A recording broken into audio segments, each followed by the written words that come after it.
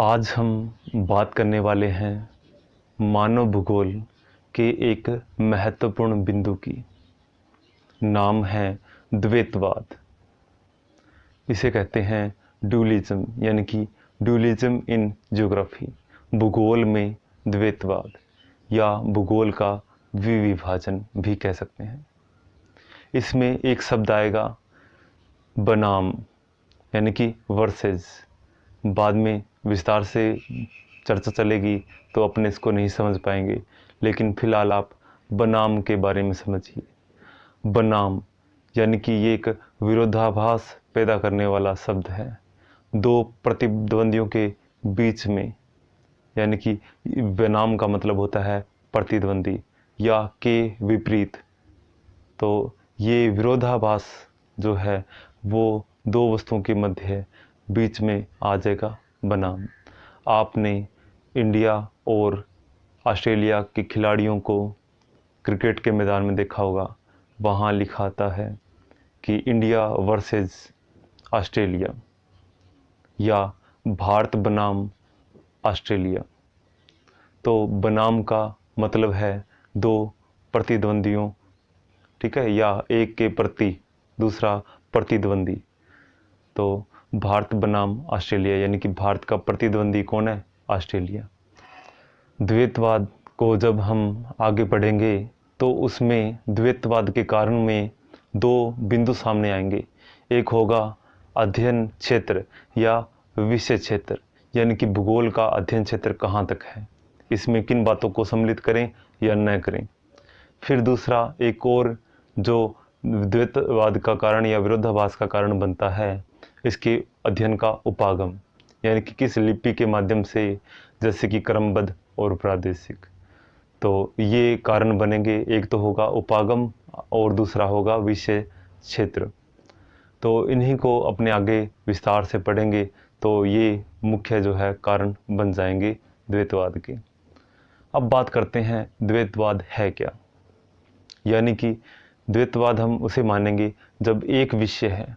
क्या है? एक विषय, मानो अपना भूगोल।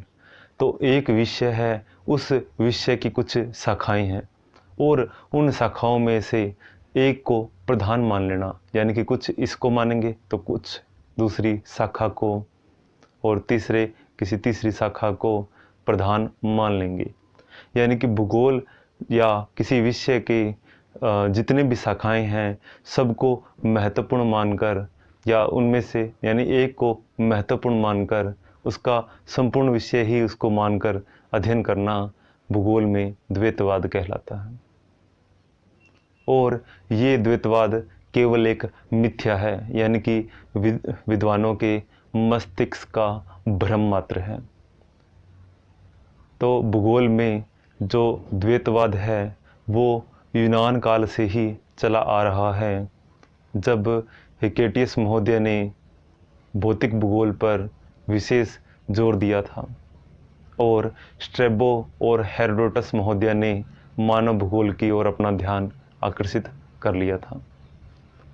तो ये जो भूगोल का जो द्विविभाजन है ये आज का नहीं है, अति प्राचीन काल से ही है। लेकिन यदि हम बात करें भूगोल में द्वैतवाद की, तो जैसे हम विषयों का बंटवारा करते हैं तो वो अध्ययन की दृष्टि से आसान हो जाता है। जैसे आपने बीए में एडमिशन लिया या 12th में हो आप, तो आपके प्रत्येक विषय को दो भागों में विभाजित कर दिया जाता है। जैसे कि आपकी एक फर्स्ट बुक होती है, एक सेकंड बुक होती है। क्योंकि सब्जेक्ट यानी विषय वही है, उसमें द्विविभाजन करना है तो हम उसको दो भागों में बांट लेते हैं। लेकिन उसमें विरोधाभास तब आ सकता है जब कुछ यानी विद्यार्थी कहें कि ये फर्स्ट बुक जो है यही भूगोल है, और सेकंड बुक कुछ विद्यार्थी कहें कि सेकंड बुक जो है ये महत्वपूर्ण है। तो इसमें क्या हो जाएगा? विरोधाभास हो जाएगा। तो फर्स्ट बुक बनाम सेकंड बुक, तो ये एक तरह से एक दूसरे के सामने क्या हो जाएगा? विरोधाभास पैदा हो जाएगा। तो भूगोल में भी कुछ ऐसे ही इतिहास के अंदर कुछ विरोधाभास पैदा हुए, जिनमें पहला आता है क्रमबद्ध बनाम प्रादेशिक भूगोल। इसे हम सामान्य बनाम विशिष्ट या विशेष भूगोल कहते हैं। सेकंड नंबर बात करें तो भौतिक बनाम मानव भूगोल। तीसरा बात करें सैद्धांतिक बनाम व्यवहारिक भूगोल। चौथी बात करें निश्चयवाद बनाम संभववाद भूगोल। पांचवी बात करें ऐतिहासिक बनाम समकालीन भूगोल। इन सभी पर हम लगातार क्रमानुसार जो है अध्ययन करेंगे। तो सबसे पहले तो अध्ययन करेंगे क्रमबद्ध भूगोल का। 1650 में वारेनियस महोदय ने एक पुस्तक लिखी। पुस्तक का नाम था जनरल ज्योग्राफिया। तो हिंदी में बोलेंगे तो सामान्य भूगोल। यहाँ से भूगोल में द्वैतवाद शुरू हो गया। क्यों? क्योंकि इन्होंने वहाँ पर अध्ययन की दो विधियाँ बता दी थी। एक का नाम था क्रमबद्ध और दूसरा था प्रादेशिक, या यूं कहें क्रमबद्ध को इन्होंने सामान्य भूगोल कहा और प्रादेशिक भूगोल को विशेष भूगोल कहा, यानी कि विश्व का भूगोल कहा। अब बात तो की भी इनकी ये जो द्विविभाजन है ये वारेनियस के समय में ही शुरू हो गया था, लेकिन इनके समर्थन करने में, जैसे कि क्रमबद्ध भूगोल का जो समर्थन किया था वो हुम्बोल्ट महोदय ने किया था। ये पृथ्वी की एकता के बारे में और हमारे पृथ्वी के ऊपर अत्यधिक क्षेत्रों में भ्रमणशील व्यक्ति थे, विद्वान थे, जो अलग अलग क्षेत्रों का लगातार क्रमबद्ध रूप से अध्ययन किए जा रहे थे। बोल्ट महोदय की जो पुस्तक थी, महत्वपूर्ण पुस्तक है कॉस्मोस। ठीक है, पृथ्वी की एकता का और प्रकृति के मानव पर प्रभाव का, मानव की क्रियाओं का, अंत क्रियाओं का वर्णन इसमें मिलता है। तो दूसरे राइटर है हमारे कौन से? रीटर महोदय। कार्ल रीटर जो है इनका मुख्य ध्यान प्रादेशिक भूगोल की ओर था। इन्होंने पृथ्वी को प्रदेशों में या पूरे विश्व को प्रदेशों में बांटकर अध्ययन करने पर जोर दिया था। यहाँ पर द्विविभाजन हो चुका था और भूगोल जो है, जब भूगोल का विकास का जो समय था उसके अंदर वो बंटवारे में शामिल, यानी कि बंटवारा उसका होने लगा, जिससे हो सकता था कि भूगोल जो है वो इतनी प्रगति नहीं कर पाता। लेकिन फिर रिचथोफेन जो जर्मनी के रहने वाले थे, उन्होंने जो है इन दोनों विरोधाभास जो कि क्रमबद्ध और प्रादेशिक विचारधारा थी उनको सम्मिलित करने में सफल हुए।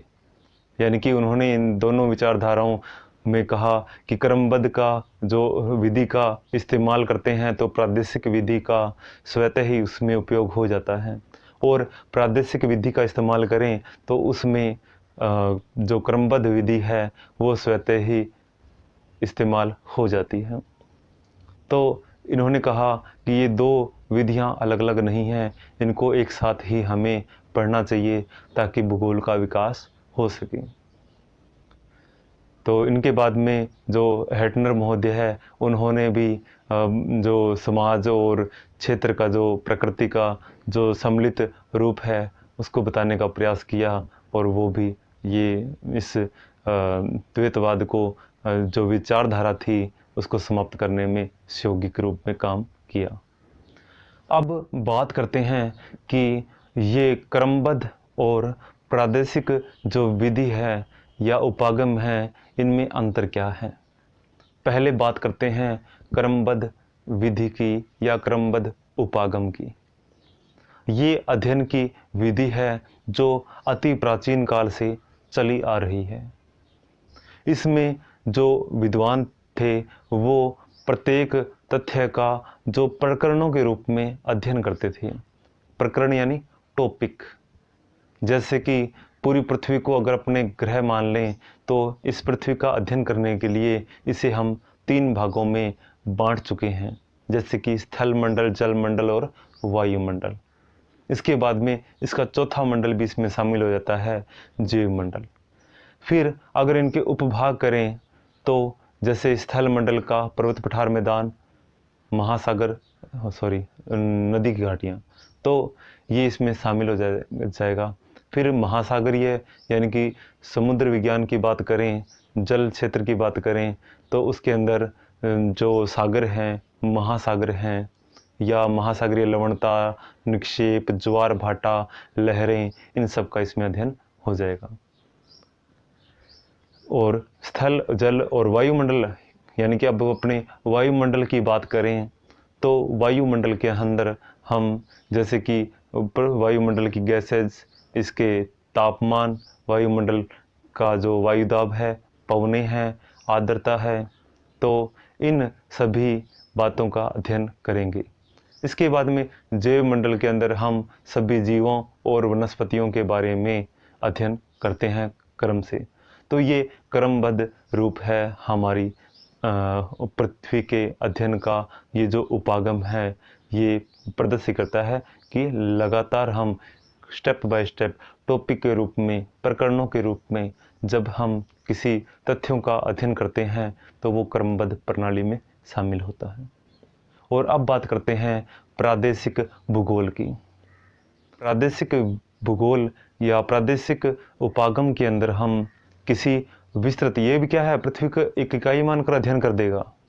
लेकिन अगर देखें तो कोई विभाजन, जैसे कि पृथ्वी को महाद्वीपों में विभाजित कर लो, महाद्वीपों के बाद में देशों में विभाजित कर लो, देशों का विभाजन करने के बाद में प्रांतों में विभाजित यानी राज्यों में विभाजित कर लो, यानी कि छोटे छोटे क्षेत्रों में भी विभाजित कर सकते हैं। यानी संपूर्ण पृथ्वी को छोटे छोटे क्षेत्रों में विभाजित करके उन क्षेत्रों में भौगोलिक तथ्यों और मानवीय तथ्यों का अगर अपने अध्ययन करते हैं तो वो प्रादेशिक भूगोल में शामिल हो जाता है।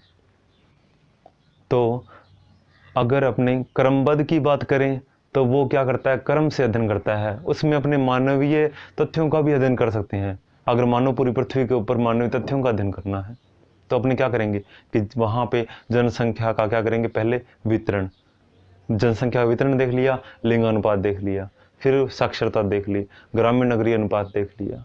तो अपने क्या करते हैं, उस क्षेत्र का लगातार यानी पूरी पृथ्वी का अध्ययन करना चाहें तो क्रमबद्ध रूप से लगातार जनसंख्या यानी मानवीय तथ्यों का अध्ययन कर सकते हैं। लेकिन अगर अपने मानवीय तथ्यों का प्रादेशिक रूप से अध्ययन करते हैं तो हम क्या करते हैं, एक छोटे क्षेत्र का या प्रदेश का चयन कर लेते हैं, फिर उस क्षेत्र के अंदर अंदर ही क्या है, उन सभी तथ्यों का अध्ययन करते हैं। तो प्रादेशिक भूगोल और क्रमबद्ध भूगोल एक दूसरे में है तो ये मिक्स ही, यानी एक दूसरे से मिश्रित रूप में ही मिलते हैं। जब क्रमबद्ध अध्ययन या क्रमबद्ध विधि का इस्तेमाल किया जाता है तो प्रादेशिक विधि उसमें स्वतः ही शामिल हो जाती है और प्रादेशिक विधि में क्रमबद्ध विधि स्वतः ही शामिल हो जाती है।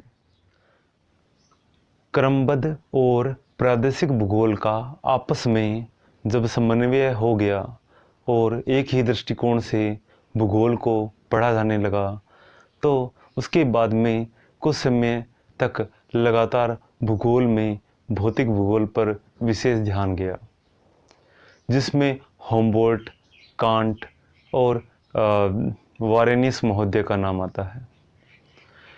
जैसे कि हुम्बोल्ट महोदय ने एक महत्वपूर्ण पुस्तक लिखी, नाम था कॉस्मोस, जिसमें मानव के ऊपर पर्यावरण के प्रभाव को, प्रकृति के प्रभाव को, और जैसे कि मानव और प्रकृति के आपसी क्रियाओं का अध्ययन जो है वो इन्होंने किया। यानी कि भौतिक भूगोल में मानवीय तथ्यों को भी शामिल किया हुआ था। यानी कि यहाँ तक केवल मात्र भौतिक भूगोल ही था जिसे हम सामान्य भूगोल कहते हैं। इसी समय जब रिटर महोदय, जिन्होंने यानी हुम्बोल्ट के समकालीन थे, कौन, रिटर महोदय, इन्होंने एक पुस्तक लिखी, नाम था अर्धकुंडे। अर्धकुंडे के अंदर यानी पृथ्वी तल का वर्णन था ये, जिसमें मानव को केंद्रीय भूमिका के रूप में मानकर, यानी कि इसमें क्या किया गया, मानव को केंद्रीय स्थान दिया गया और मानव को केंद्र यानी केंद्र मानकर जो है भूगोल का अध्ययन किया गया। यानी कि भौतिक भूगोल के अंदर ही मानव भूगोल का अध्ययन किया जाता था।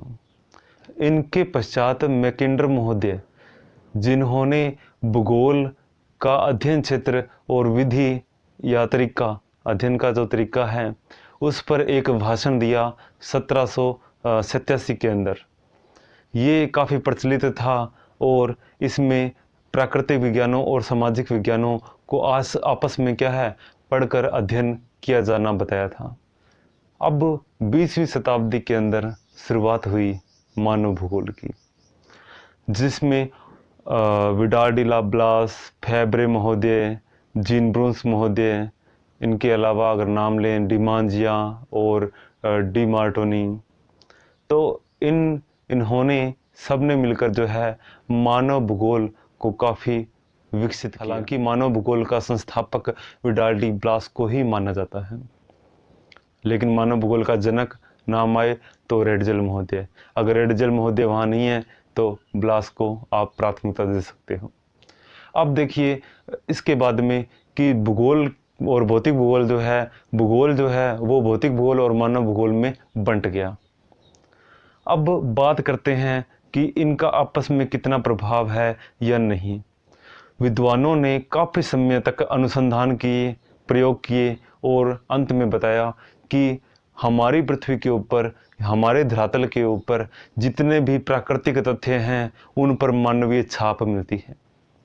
यानी कि आज से लगभग 10 लाख वर्ष पूर्व जब धरातल पर जनसंख्या बहुत कम थी तो मानवीय छाप जो है वो बहुत ही कम, शायद बहुत ज़्यादा कम मिलती थी। लेकिन अब मानव जो है हमारी पृथ्वी पे हर स्थान पर पहुंच चुका है।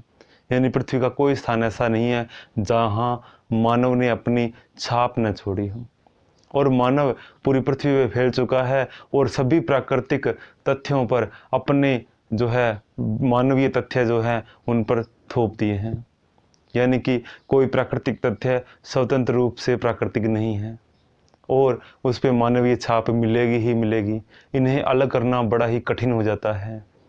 तो इस आधार पर तो देखें तो मानव और जो प्राकृतिक भूगोल है उन्हें अलग नहीं किया जा सकता। लेकिन अगर अध्ययन की दृष्टि से देखें या कुछ विश्वविद्यालयों में अध्ययन की सरलता बनाए रखने के लिए उन्होंने भूगोल को 2 भागों में बांट दिया है। जैसे आपके बीए में भी अलग अलग सब्जेक्ट जो है उनका विभाजन कर दिया जाता है, फिर उसको एक यूनिट में बांट दिया जाता है।